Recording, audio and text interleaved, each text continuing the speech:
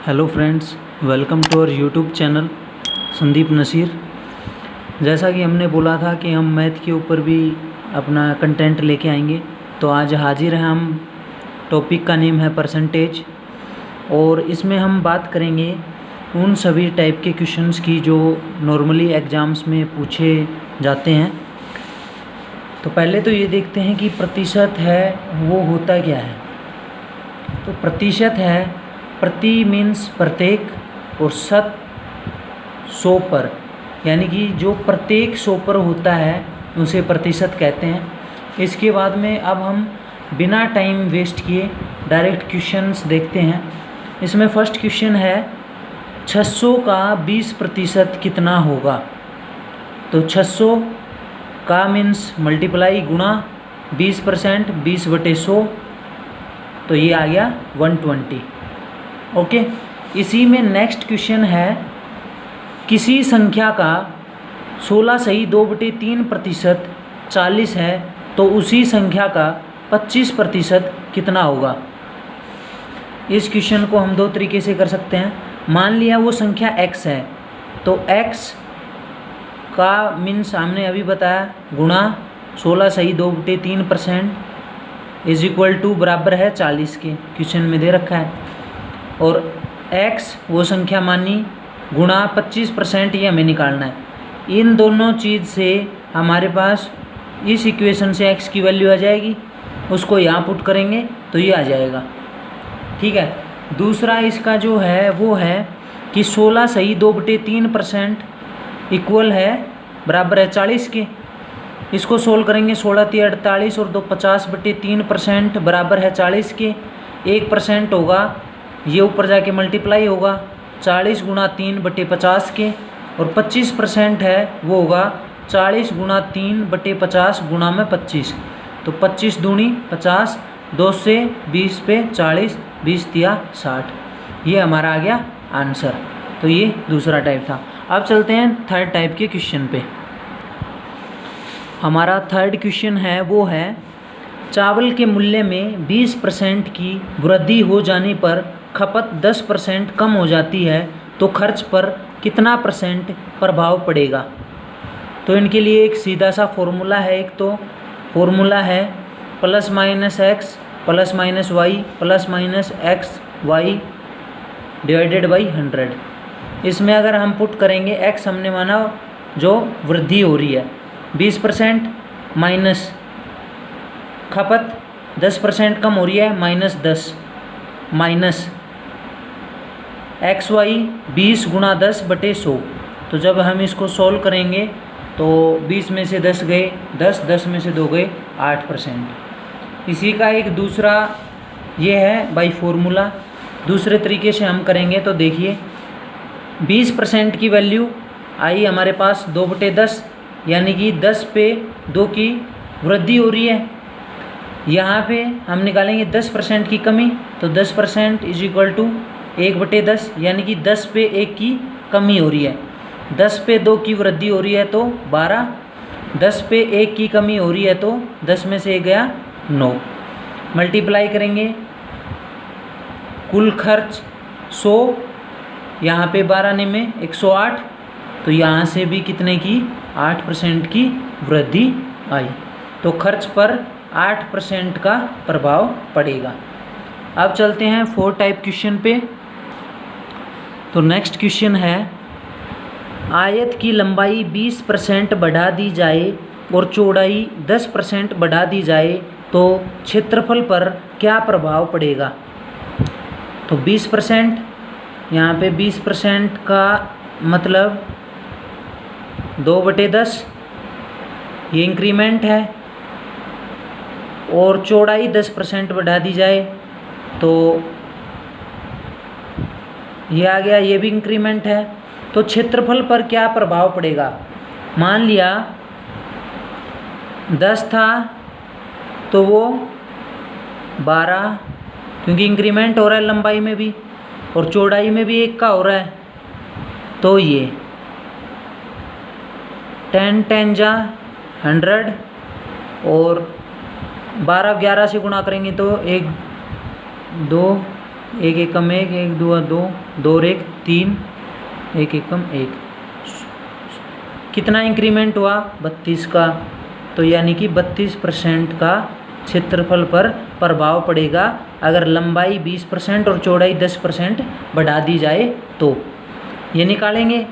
लंबाई में इंक्रीमेंट ये है, चौड़ाई में ये है, पहले ये था बाद में ये, पहले ये था बाद में ये, तो कुल पहले ये हुआ बाद वाला ये हुआ, तो इनका डिफरेंस कितना आया? 32। ये क्षेत्रफल पर प्रभाव पड़ेगा।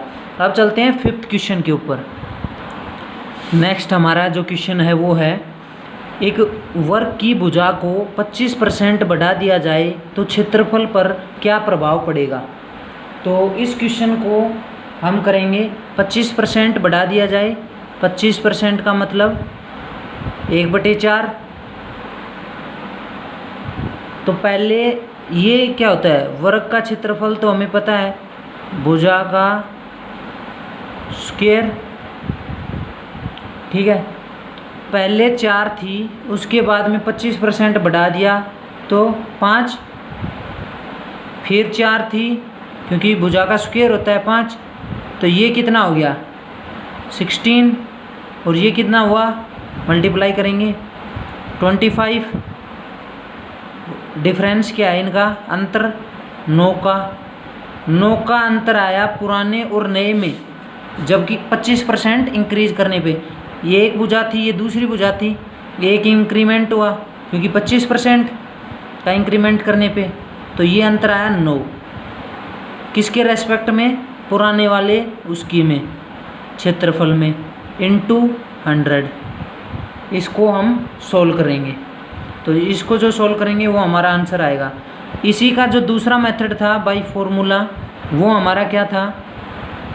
25 प्लस 25 प्लस 25 गुणा 25 बटे 100। इस चाहे तो ये फॉर्मूला है, वैसे ये हमारा वो थोड़ा शॉर्ट पड़ जाता है, ये फॉर्मूला कैलकुलेशन वगैरह करेंगे तो ये दोनों से आंसर सेम ही आएगा। अब चलते हैं नेक्स्ट टाइप क्वेश्चन पे। नेक्स्ट क्वेश्चन है वो हमारा है, ए बी से 25% अधिक है तो बी ए से कितना कम है? तो 25% 1/4, तो ए बी से 25% अधिक है तो बी ए रेशियो बी, ए 5 क्योंकि ऐड हो जाएगा, ए अधिक है 25%, बी 4। तो पूछा है तो बी ए से कितना कम है? इनका डिफरेंस 1। बी ए से कितना कम है? तो ए की वैल्यू 5 गुणा 100, तो 20 पंजे 100, 20%। तो बी ए से कितना कम है? 20%। ये तो हो गया थोड़ा छोटा मेथड। अब बात करते हैं हम फॉर्मूले से। तो फॉर्मूला में क्या कहता है? R/100 प्लस माइनस R गुणा 100, और रेट जिस पे बढ़ रहा है कम हो रहा है वो 25%। R की वैल्यू 100, 25% अधिक है तो प्लस 25 गुणा 100, तो 25 से 5 से कट जाएगा, 25 पंजे 125, 5 से 20। तो फॉर्मूले से भी वही आंसर आना है। ये फॉर्मूला है, ये थोड़ा शॉर्ट ट्रिक है। अब चलते हैं नेक्स्ट टाइप क्वेश्चन पे। नेक्स्ट क्वेश्चन है, चाय के मूल्य में 25% की कमी हो जाती है, इसकी खपत को कितना बढ़ाएं कि खर्च पर असर ना हो? 25% की कमी हो जाती है तो 25% बराबर 1/4 कमी होती है। ये एरो लगा दिया हमने। इसके बाद हम देखते हैं मूल्य पहले और अब। पहले 4 था तो अब 25% की कमी के बाद 4 माइनस 1 कितना हो गया? 3। अब खपत की दर, खपत की दर खपत की दर 4 में से एक ऐड हुआ है, यहाँ पे हुआ है ऐड।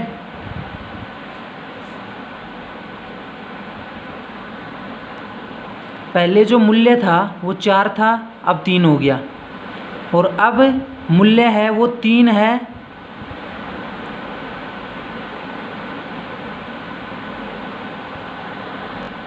थोड़ी सी प्रॉब्लम हो गई थी टेक्निकल। अब देखते हैं, पहले मूल्य 4 था, अब मूल्य 3 हो गया। इनका एलसीएम 12, 4 तिये 12 और 3 चौक 12, यानी कि 1 का इंक्रीमेंट हुआ है, 1 का इंक्रीमेंट हो गया ना। अब हमें क्या निकालना है कि खपत को कितना बढ़ाएं कि खर्च पे असर ना हो। तो 1 बटे में 3 गुणा 100, यानी कि 33 सही 1/3% खपत को बढ़ाएं कि खर्च पे असर नहीं हो। इसका दूसरा मेथड हमने अभी डिस्कस किया था। दूसरा मेथड क्या है वो हम लगा सकते हैं, फॉर्मूला R/100 ± R × 100। तो इससे करेंगे तो 25 कमी आई है तो -100 - 25 गुणा 100, इसको इससे काटेंगे 3 पे कट जाएगा, 100/3%, वही आया। नेक्स्ट क्वेश्चन है, एक आदमी अपनी आय का 60% खर्च कर देता है। यदि उसकी आय 15% बढ़ जाती है तो उसका खर्च 5% बढ़ जाता है, तो बचत में कितने प्रतिशत की वृद्धि या कमी हुई। मानिए इनकम है वो 100 थी, 60 खर्च कर देता है खर्च, तो बचत है वो 40 की हुई।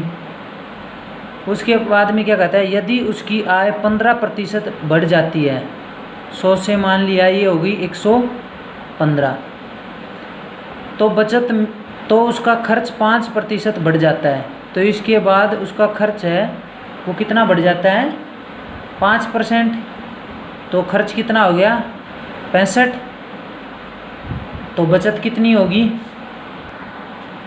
बचत कितनी हुई 115 में से घटा देंगे 65, कितने 50, ये उसका खर्च है, ये बचत है। अब क्या पूछ रहा है क्वेश्चन में हमसे, बचत में कितने प्रतिशत की वृद्धि या कमी हुई। पहले 40 थी अब 50 है, 10 की वृद्धि हुई कितने पे 40 पे गुणा 100,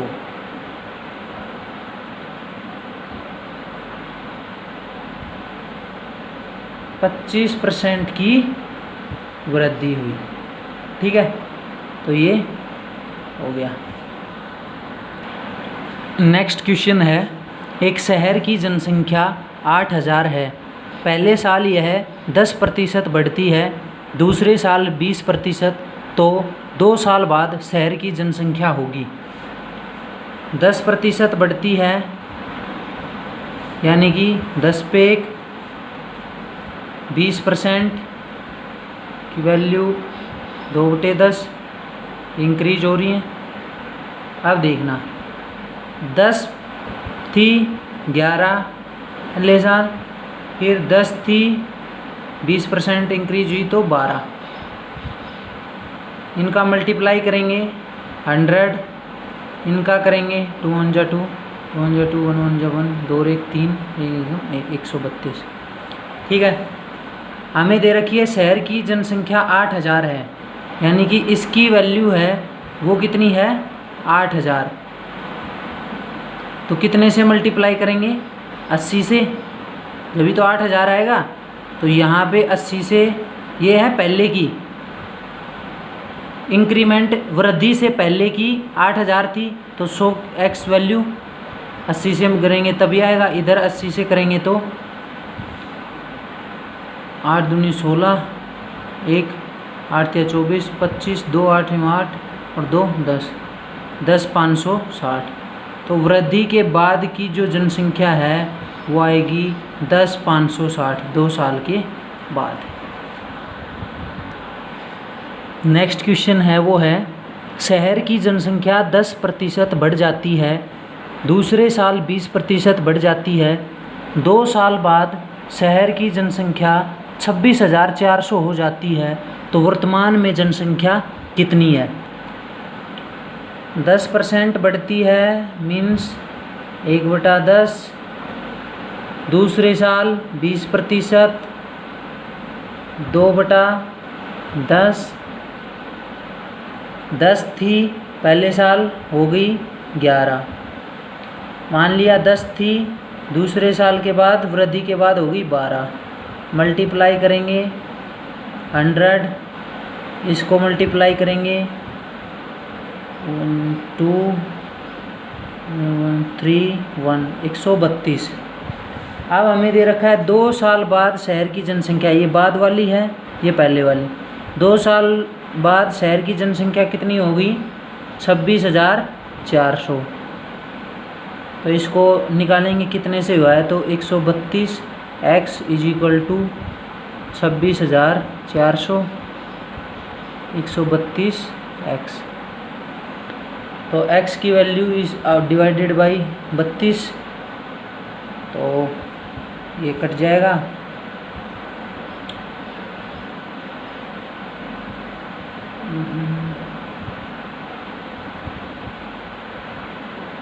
इसकी वैल्यू आ जाएगी, ये कितने पे होगा 200 पे, 132 132 दूनी 264, तो 200 पे, तो इसको भी 200 से मल्टीप्लाई कर देंगे, तो ये आ गई 20,000। वर्तमान में जो शहर की जनसंख्या है वो है 20,000।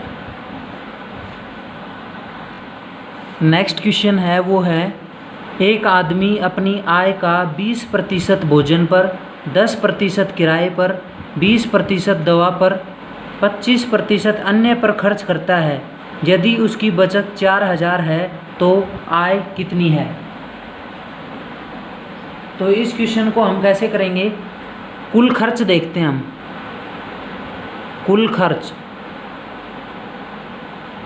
20 भोजन पे, 10 किराए पे, 20 दवा पे, 25 अन्य पे खर्च कर देता है, मतलब कि 80% खर्च कर देता है। बचत किया कितनी होगी, कुल आय कुल 100% माइनस 80% = बराबर है 20%, और बचत हमें कितनी दे रखी है 4,000, तो 20% की वैल्यू कितनी आई 4,000। और कुल आय कैसे निकलेगी 100%, तो 100% गुणा में 5, तो इसके भी गुणा में 5, यानी कि 20,000 उसकी कुल आय है। पार्ट 1 में इतना ही, पार्ट 2 भी आएगा परसेंटेज का, उसमें हम बचे हुए और जो भी टाइप के क्वेश्चन हैं वो सोल्व करेंगे। अगर आपको ये वीडियो अच्छा लगा हो तो लाइक कर दें, सब्सक्राइब कर दें, और इसी तरह का बढ़िया कंटेंट ऑन द वे है। Thank you.